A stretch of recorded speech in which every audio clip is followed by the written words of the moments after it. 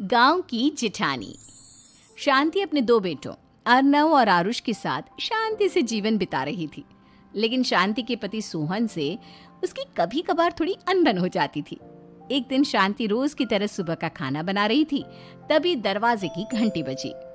घंटी की आवाज सुनकर वो दरवाजे की ओर जाते हुए कहती है, अरे आती हूँ, कौन है, सब्र करो।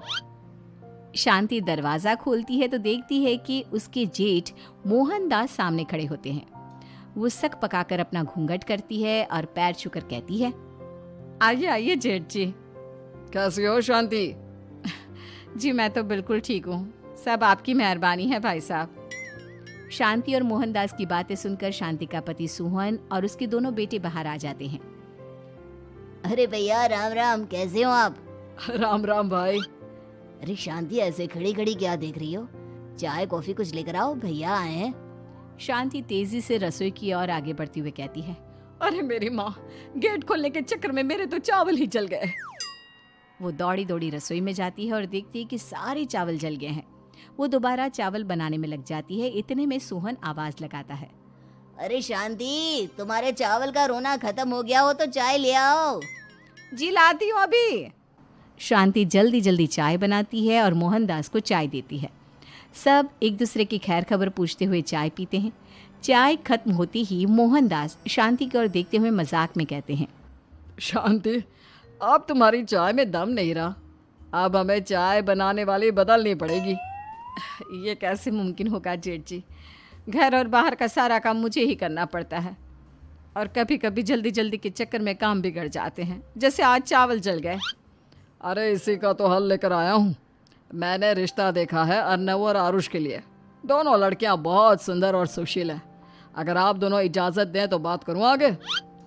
सोहन और शांति रिश्ते की बात सुनकर कहते हैं, अब ठीक है, बात चलाइए ना भैया, पर पहले लड़की के बारे में कुछ बताइए तो सही। हाँ हाँ भाई साहब, लड़की कैसी है, परिवार कैसा है, कहाँ के रहने वाले हैं? देखो, परिवार तो बहुत अच्छा है, पर वे दोनों लोग बहुत गरीब हैं। दहेज में कुछ मिलेगा नहीं। अरे हमें दहेज में कुछ चाहिए भी नहीं, बस लड़की संस्कारी होनी चाहिए। एक लड़की तो पढ़ी लिखी है और शहर की रहने वाली है, पर दूसरी अपनी गरीबी की वजह से पढ़ न सकी और गांव में रहती है। लेकिन दोनों है बहुत खूबसूरत। अगर तुम सबको देखते ही पसंद ना आ जाए तो मेरा नाम बदल देना। हाँ, पर तो हम आंखें मूंद कर भरोसा कर सकते हैं भैया। आप आगे बात चलाइए, हम शादी करने को तैयार हैं। कुछ ही दिन में अर्नव और आरुष की शादी हो जाती है। आरुष की शादी अनपढ़ लड़की मंजरी से हो जाती है, जो कि बहुत भोली भी होती है, और अर्नव की शादी पढ़ी लिखी लड़की तनुजा से हो जाती है, जो कि घमंडी और चालू होती है। एक दिन मंजरी घर के काम कर रही थी कि अचानक शांति उसे आवाज लगाती है, बड़ी बहू, ओ बड़ी बहू, मंजरी जल्दी यहाँ आओ। मंजरी जल्दी जल्दी शांति के पास जाती है। बेटा मेरे पैर दबा दे, बहुत दर्द हो रहा है। जी माँ जी, बस बर्तन धोकर आती हूँ। अरे बैठ यहाँ, मेरे पैर में बहुत तेज दर्द हो रहा है, बर्तन छोटी बहू धो लेगी। मंजरी शांति के पैर दबाने लगती है तो शांति तनुजा को आवाज लगाती है, छोटी बहू, और छोटी बहू। तनुजा थोड़ी देर से आराम से चलकर आती है। जी माँ जी, आपने बुलाया मुझे? आपको कोई काम था क्या? तू कुछ काम कर रही है या? शांति की बात काटते हुए तनुजा बोलती है, कुछ नहीं माँ, फोन पर अपने घर पर बात कर रही थी।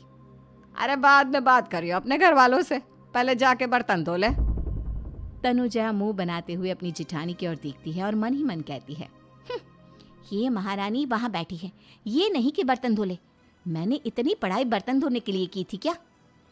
तनुजा दांत पीसकर वहां से चली जाती है।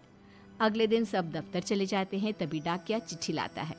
शांति चिट्ठी लेकर मंजरी से कहती है, बड़ी बहू, जरा छोटी बहू को बुलाना, एक चिट्ठी आई है। मेरी तो आंखें कमजोर है तो मुझसे पढ़ा नहीं जाएगा। मंजरी तनुजा के पास जाकर कहती है, तनुजा, तुम्हें माँ जी बुला रही हैं। मुझ पर हुक्म मत चलाओ, काम बताओ काम। अरे मैंने तुम पर कहाँ हुक्म चलाया, और हुक्म चला भी दूंगी तो क्या हुआ, तुम तो मेरी छोटी बहन की तरह हो ना। तुम जैसी अनपढ़, जाहिल और गांव की गवार मेरी बहन नहीं हो सकती। बेचारी मंजरी तनुजा की बात सुनकर अपना सा मुंह लेकर रह गई। कोई चिट्ठी आई है, माँ जी तुमसे पढ़वाना चाहती है, बस इसलिए बुला रही हैं। मुंह टेढ़ा करके तनुजा मंजरी का मजाक बनाती हुए कहती है, अनपढ़ कहीं की। तनुजा का ऐसा बर्ताव देखकर बड़ी बहू बहुत दुखी होती है।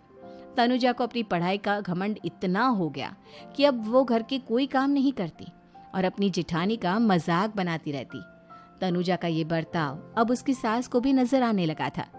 एक दिन शांति ने अपनी बड़ी बहू से कहा, मंजरी, तनुजा हर समय तुम्हारा मजाक उड़ाती है, तुम्हें गुस्सा नहीं आता क्या? आता तो है माँ जी, लेकिन मैं क्या करूं? जब भी उसे कुछ बोलती हूँ वो और भी जली कटी बातें मुझे सुनाकर चली जाती है। मैं उसे अपनी छोटी बहन की तरह प्यार करती हूँ, लेकिन उसके दिल में मेरे लिए कोई इज्जत नहीं। बहू, तूने वो कहावत सुनी है, जुल्म करने वाले से ज्यादा जुल्म सहने वाला अपराधी होता है। मंजरी अपनी सास का इशारा समझ जाती है। वो अपनी देवरानी को सबक सिखाने की ठान लेती है और एक दिन शांति अपनी दोनों बहुओं के साथ बैठी थी तो शांति अपनी बड़ी बहू से पूछती है, अरे बहू, शाम होने को है, कुछ सोचा है क्या बनेगा खाने में? माँ जी, मेरे तो सर में बहुत दर्द है आज। मेरी प्यारी देवरानी ही कुछ अंग्रेजी खाना बनाकर खिलाएगी। सुना है पढ़े लिखे लोग अंग्रेजी खाना बहुत अच्छा बनाते हैं, क्यों तनुजा? इतना कहकर मंजरी अपनी सास की ओर देखकर मुस्कुरा दी। तनुजा अपनी तारीफ सुनकर बहुत खुश हो गई। इतने में शांति कहती है, यह तो सच बात है छोटी बहू, ये तो मैंने भी सुना है।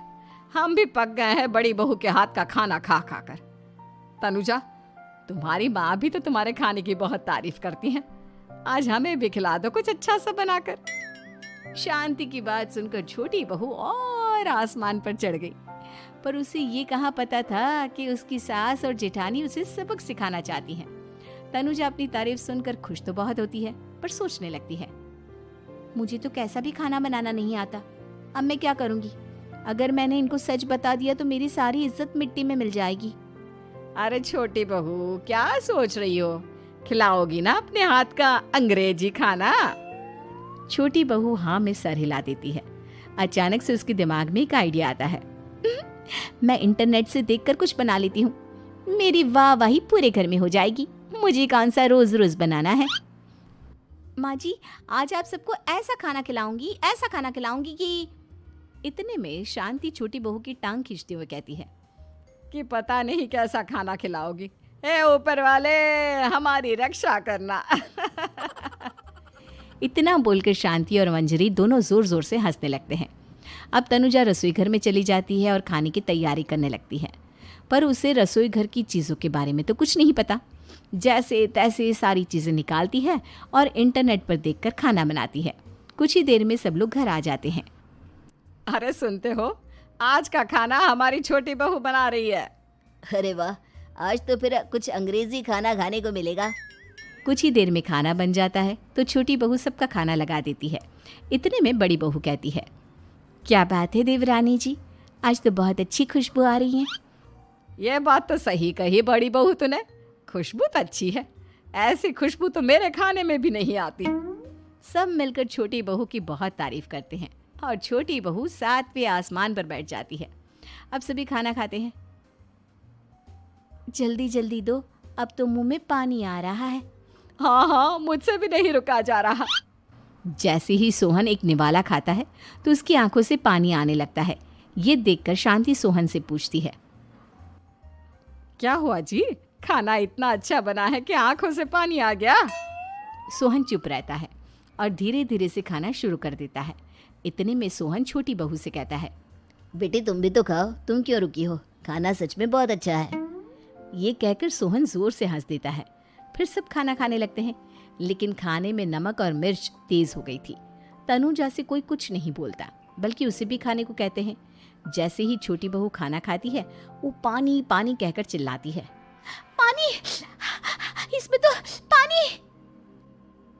ये खाना तो सच में इतना अच्छा बना है कि हमारे साथ साथ देवरानी जी भी इसके स्वाद को कभी नहीं भूल पाएंगी। सही कहा बहू। तनुजा को अपनी गलती का एहसास हुआ और उसने अपनी सास से कहा, माँ जी ये मेरी गलती नहीं है, इंटरनेट पर दिखाया था कि 4 चम्मच नमक और मिर्च डालने हैं। अब मंजरी को भी मौका मिल गया और उसने तनुजा पर तंज कसा। नाच न जाने आंगन टेढ़ा, हर जगह अपनी पढ़ाई दिखाती हो, दूसरों का मजाक उड़ाती हो। अब पता चला ना, हर चीज़ में पढ़ाई काम नहीं आती। और तुम तो शहर में रही हो, तुम्हें तो मुझसे भी अच्छा खाना बनाना आना चाहिए ना। बेटा, अगर तूने ठीक से सब सीखा होता तो आज तुझे शर्मिंदा नहीं होना पड़ता। बात शहर या गांव की नहीं होती। मंजरी गांव से आई है, लेकिन उसे घर का काम करना और खाना बनाना सब अच्छी तरह से आता है। तुम शहर में रही हो, तुमने ये सब क्यों नहीं सीखा? छोटी बहू सर नीचा कर सबसे माफ़ी मांगती है और बहुत शर्मिंदा होती है। दीदी मुझे माफ़ कर दो, मैंने आपको बहुत बुरा भला कहा, पर आपने मुझे हमेशा ही माफ़ किया। आज मुझे अपनी गलती का एहसास हो गया है। अब दोनों बहुएं मिलकर घर का काम करने लगी और एक दूसरे को अपने गुण बांटने लगी। मंजरी ने अपनी देवरानी को खाना बनाना और घर का काम करना सिखाया, वहीं तनुजा ने भी अपनी जिठानी को पढ़ना लिखना सिखाया। शांति और सोहन ऐसी बहुएं पाकर बहुत खुश थे।